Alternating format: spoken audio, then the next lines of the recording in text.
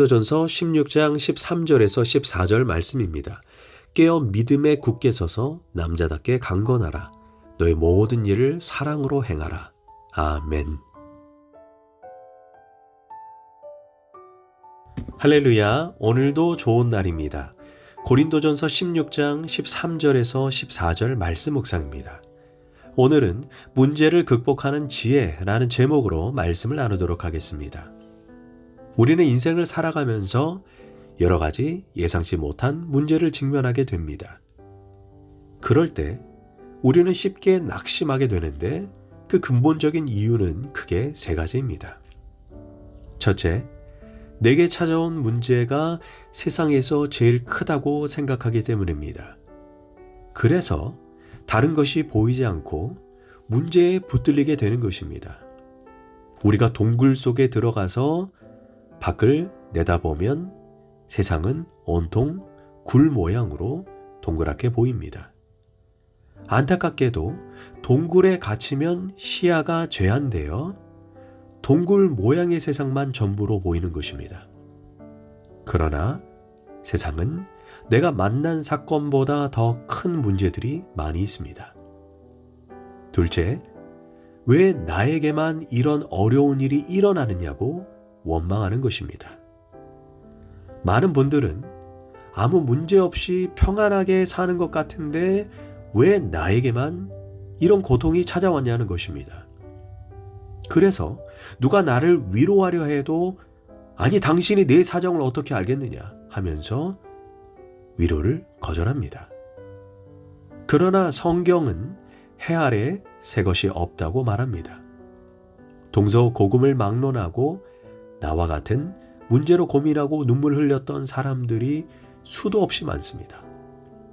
나는 그 많은 사람이 이미 겪은 문제를 지금 처음 만난 것 뿐입니다. 셋째, 지금 내게 닥친 문제가 시간이 지나도 변하지 않고 그대로 있을 것이라고 오해합니다. 그러나 그렇지 않습니다. 시간이 약이다라는 말이 있습니다. 조금 더 시간이 지나고 보면 문제를 바라보는 나의 시각이 바뀌고 나의 관점도 바뀝니다.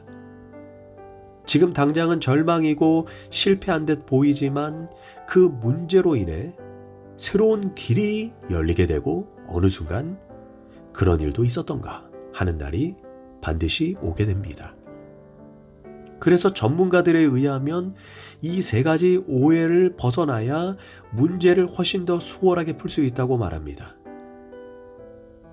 우리는 지금까지 고린도 교회의 수많은 문제에 대해 사도 바울이 이럴 때는 이렇게 하고 저럴 때는 저렇게 하라 하면서 경우에 맞는 정답을 가르쳐 주었습니다. 그리고 이제 편지의 결론에 도달해서 이렇게 말씀합니다. 이런저런 문제를 지금까지 만나왔지만 이제는 그 외에도 많은 문제가 있고 또 앞으로도 수없이 많은 문제를 만날 것이다. 그러니 그때마다 어떤 문제든지 이 원칙을 가지고 풀어가라 이것입니다. 그 말씀이 13절과 14절입니다. 깨어 믿음에 굳게 서서 남자답게 강건하라. 너의 모든 일을 사랑으로 행하라. 여기에서 바울은 5가지 원칙을 제시합니다. 깨어라, 믿음에 굳게 서라, 남자다워라, 강건하라, 그리고 마지막으로 사랑으로 행하라입니다. 첫째, 깨어라입니다. 이 깨어라는 원어적 의미가 그 문제를 회피하지 말고 직면하라 그 뜻입니다. 현대인의 특징 중에 하나가 도피하는 것입니다. 문제를 직시하지 못하고 누군가를 끊임없이 원망하고 자기 문제의 원인을 다른 사람에게 돌려 수많은 희생양을 만들어냅니다. 모든 것을 국가의 잘못으로 돌리고 대통령을 비난합니다. 이탈리아에서는 날씨가 나빠도 정부 탓이다. 정부가 정치를 잘못해서 그런 것이다. 이렇게 말한다고 합니다. 이런 사람은 절대로 문제를 해결하지 못합니다. 우리는 문제가 다가왔을 때 먼저 현실을 직시하고 인정해야 합니다. 보통 입시학원에 가면 레벨 테스트를 합니다. 그 학생의 수준에 맞게 공부해서 능률을 올리기 위함입니다. 그런데 대부분 학부모들이 이렇게 반응합니다. 우리 애가 이 정도 수준이 아닌데 실수로 망친 거니 다음에는 잘할 겁니다. 그냥 상급 레벨에 넣어주세요. 그러나 문제는 이 아이가 자기 수준에 맞는 반에 들어가야 실력이 향상되고 흥미를 잃지 않습니다. 가령 수학 실력이 고등학교 1학년밖에 되지 않는 고등학교 2학년 학생이 있다고 합시다. 이 아이는 아무리 고등학교 2학년이라고 할지라도 1학년 수준 반으로 들어가야 합니다. 거기에서 집중해서 공부하면 서너 달 만에 금세 실력이 회복될 수 있습니다. 그러나 문제는 절대로 그 반에 들어가려고 하지 않습니다. 그래서 회복할 기회를 놓치고 고등학교 3학년까지 갔다가 결국은 진학에 실패하게 되는 것입니다. 먼저 현실을 직면해야 합니다. 내 상태가 이렇구나. 이것이 나의 현실이구나. 이렇게 인정하는 데부터 문제의 실타래가 풀리기 시작합니다. 이것이 깨어라입니다. 둘째, 믿음에 굳게 서라입니다. 문제를 직면하고 인정한 후에 믿음으로 수용해야 합니다. 문제를 만났을 때 그 문제 자체에 몰두하기보다 더 넓은 시각으로 믿음의 눈으로 봐야 합니다. 특히 신앙인들은 모든 문제를 수평적인 관계로만 보지 말고 수직적인 관계, 즉 하나님과의 관계에서 바라봐야 합니다. 이 사건 속에 하나님의 뜻이 무엇인가? 하나님은 이 사건을 통해 내게 말씀하시는 것이 무엇인가? 이렇게 생각하며 받아들이는 것입니다. 창세기를 보면 야곱이 라헬을 무척 사랑했습니다. 라헬과 결혼하기 위해 7년을 무보수로 처갓집에서 머슴으로 일했습니다. 그런데 막상 첫날 밤을 보내고 보니 옆에 누워있는 신부는 라헬이 아닌 레아였습니다. 야곱은 신부가 바뀌다니 이럴 수가 있느냐 하고 라반에게 직접 따집니다. 그러자 라반이 말합니다. 우리 지방에는 언니보다 동생이 먼저 시집가는 법이 없다. 만약 라헬을 얻으려면 7년을 더 일해라. 문제는 이런 황당한 일을 당했을 때 야곱은 이 사건을 통해 적어도 이렇게 한 번은 기도해야 되지 않았겠습니까? 하나님, 신부가 바뀌었습니다. 이 사건 속에 하나님의 뜻이 무엇이 있습니까? 이렇게 적어도 한 번은 물어봐야 되지 않겠습니까? 그랬다면 하나님께서는 대답해 주셨을 것입니다. 너가 아버지와 형을 속이지 않았느냐? 그래서 라반에게 속은 것이다. 그런데 속아서 엉뚱한 아내를 얻은 것 같지? 그러나 너에게 정말 맞는 여자는 레아다. 레아가 인물은 좀 부족해도 착하고 부드럽고 신앙심이 깊은 여자란다.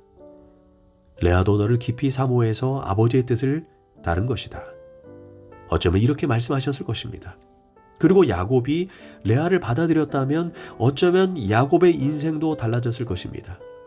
야곱은 귀엽고 고집을 부려 라헬을 얻었지만 사실 불행했습니다. 라헬은 일찍 죽었고 믿음도 없었습니다. 야곱은 죽으면서 이렇게 유언했습니다.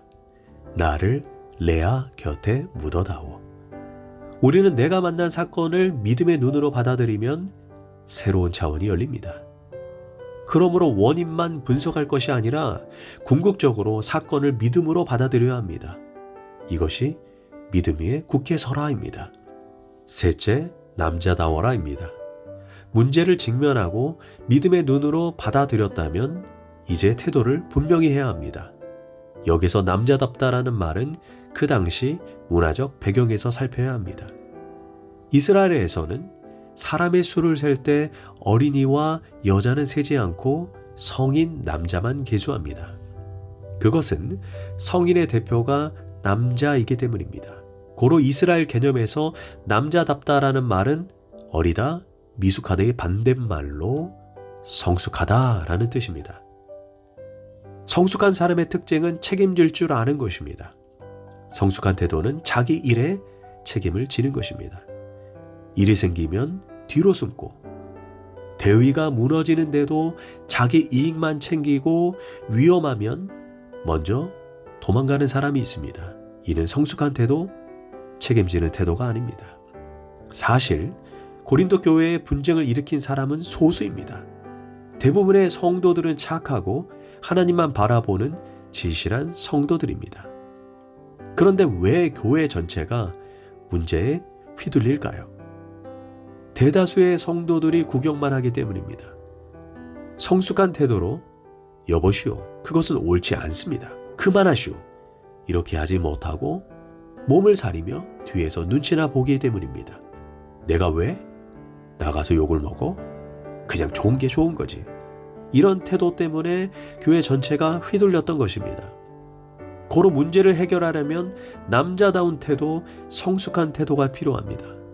잘못된 것은 잘못되었다고 말할 수 있어야 합니다. 넷째, 강건하라입니다.